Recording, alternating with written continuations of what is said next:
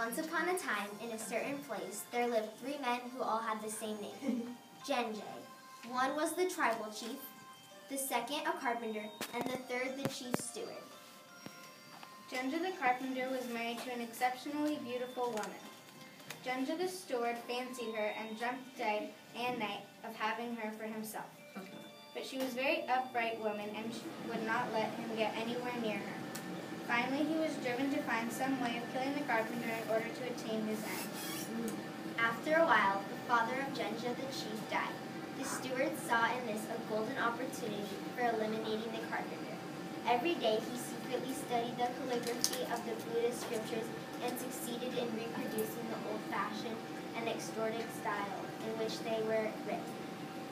He then wrote a document in this style and handed it to the chief, saying, "Master, here is a document I came across the other day. I cannot understand a word of it and have brought it here especially for you to decipher." Genji the chief was baffled by the writing and passed it on to his secretary in charge of documents. After reading it, the secretary said, "This document claims to be from the old chief. In it says that he has ascended to heaven and now serving as an official there. But he doesn't have an official mansion. He asked you, master, to send him a carpenter, the most skilled you have, to direct the construction of a mansion." Genji the chief thought constantly of his father and was most concerned to hear that he no here to lay his head in heaven. He sent for Genji the carpenter, showed him the document, and ordered him to go to heaven at once. Genji the carpenter was greatly startled. He dared not refuse, however, and could only plead for time. "How could I disobey your order, master, when I need some time to prepare? Please allow me 7 days. After that time, please hold a twig burning ceremony in the hemp field behind my house to send me off. Then I'll be able to ascend to heaven and build a mansion for the old chief." Genji the chief considered this request reasonable and willingly agreed. When Genji the carpenter left, he went round making a few investigations. He wanted to find out where the chief had gotten this idea. He eventually discovered that it had originated in the classical document found by Genji the steward. He put 2 and 2 together and concluded that it must be a sinister plot against him hatched by the steward. He went home and consulted with his wife.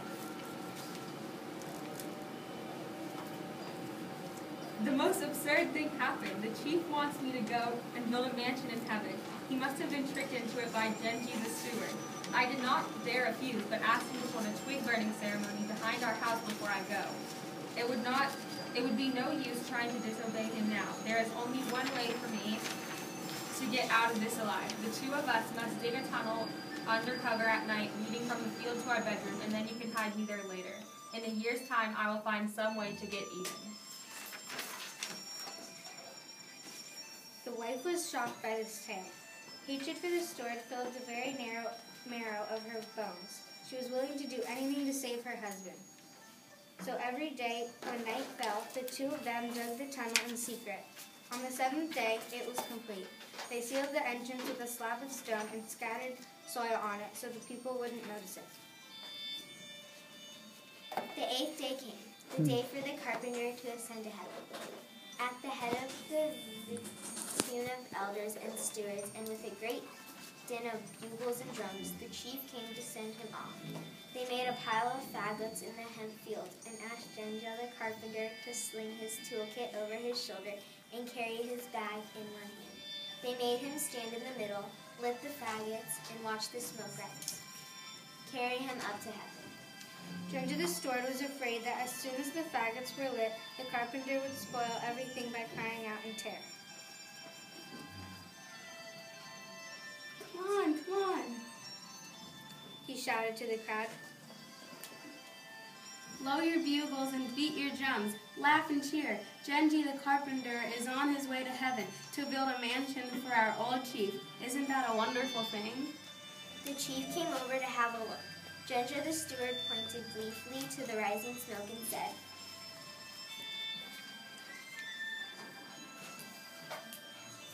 "Master, you see, there goes his horse. Genji the carpenter is on his way to heaven." The chief was delighted. The moment the faggots were lit and the smoke began rising into the sky, Genja the carpenter raised the slab and escaped through the tunnel back to his own bedroom. He confined himself to his house for a whole year. His wife went to great lengths to find milk, butter, and other nutritious food for him. As he did no work, by the end of that year he was plumper and fairer-skinned than ever.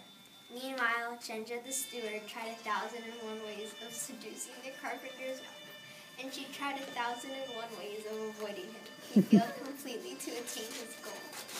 While Genja the carpenter was hiding at home, he diligently practiced the calligraphy of Buddhist scriptures.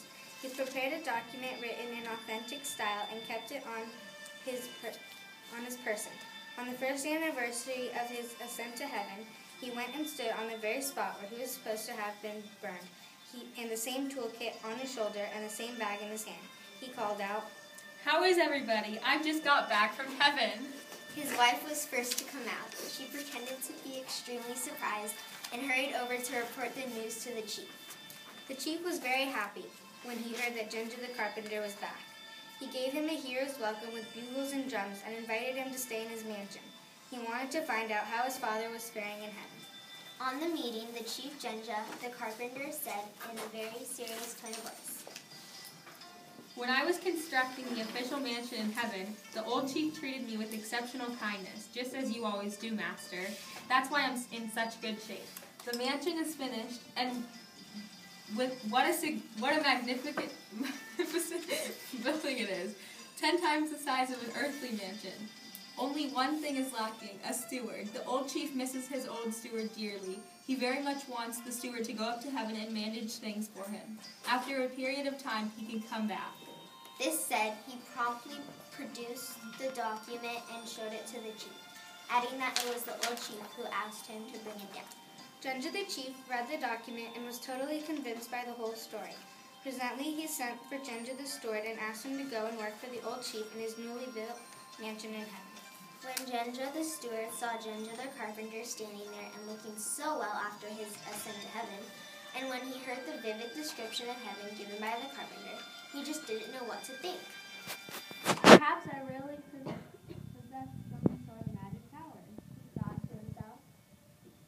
It was my idea for him to go up to heaven, and he actually seems to have done so. Perhaps it really is possible to fly to heaven, and the old chief really does have a new mansion there. He followed the carpenter's example and asked for 7 days to get ready, and a twig burning ceremony to be held in the hemp field behind his house to send him off to heaven. He thought that since Genja the carpenter would come back, he would too. On the 8th day, as the previous occasion, Genja the steward stood in the middle of the faggots with a box on his shoulder and a bag in his hand. As on the previous occasion, there was a great din of bugles and drums, and the chief gave order to light the faggots and send him off to heaven. This time was somewhat different. One difference was that after